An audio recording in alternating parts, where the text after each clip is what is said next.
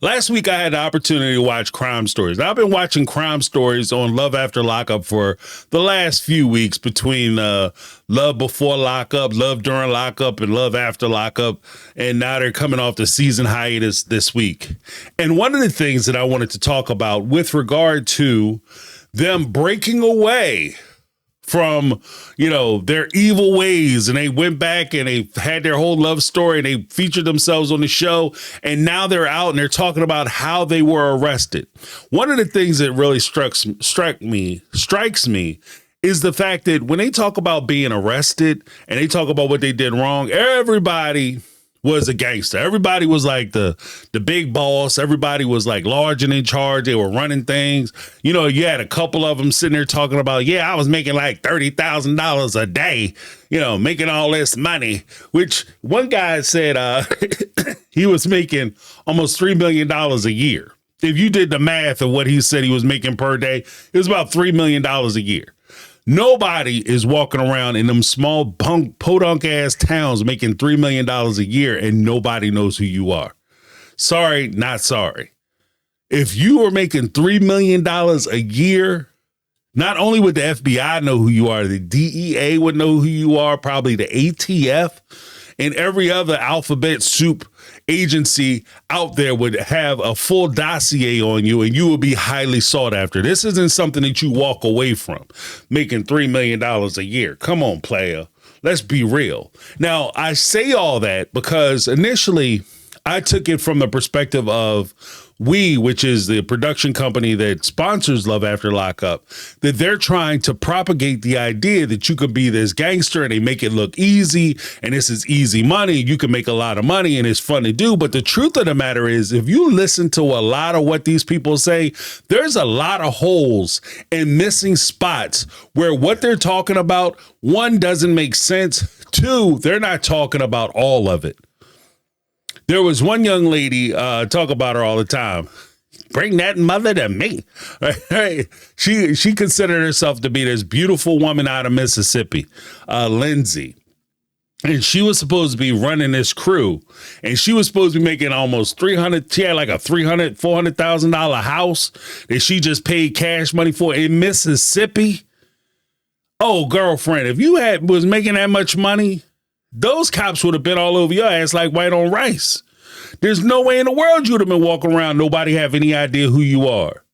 And I'm looking at your crew, like there's no way you were pulling down that kind of money. And when you talk about the dark side of criminality, this is not a liberal group of folks. Okay, they do not respect boundaries. They're just not known for respecting boundaries. So I'm just a pretty girl and they just teach me how to do these evil things and sell these products, these on location pharmaceuticals. They just teach me how to do it. And they just give me all this opportunity and money and access to all this product. And they're not expecting anything in return. Because what they don't talk about is all the things that you're forced to do living that lifestyle. When you have that level of addiction, the things that you are doing in order to maintain your lifestyle of addiction.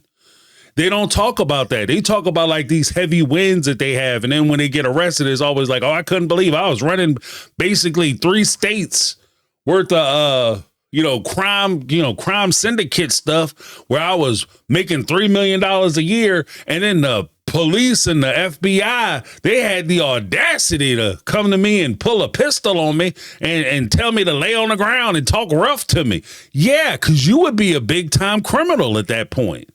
So it would make sense that they come in there and they'd rough you around and not play with you and be dead ass about putting you in jail. It would make all the sense in the world.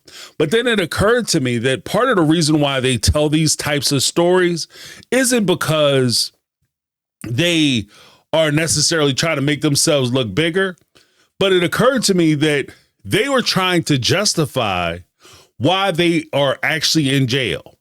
So, yeah, I want to say I was doing all this big time stuff and I was taking all these sacrifices. And that's why I basically have a 10-year gap in my resume because I was making all this money on the street. Because otherwise, how dumb would you sound to say that, yeah, I lost 10 years of my life because I was nickel and diming it down there selling nickels and dimes, right? I was selling stupid shit and I lost 10 years of my life. I maybe missed, weddings, anniversaries, funerals. You miss birthdays. In a lot of cases, these folks have kids. They have their kids stripped from them.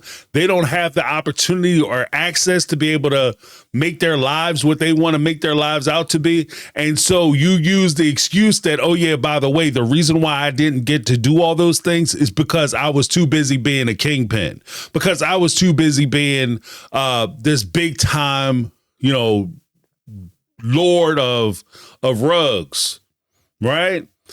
And so that's what I wanted to share, my thoughts on the crime story of Love After Lockup. Now, when Love After Lockup starts and they get the season rolling, I'm going to give a recap of the episode as well as my thoughts. Hopefully you guys tune in for that.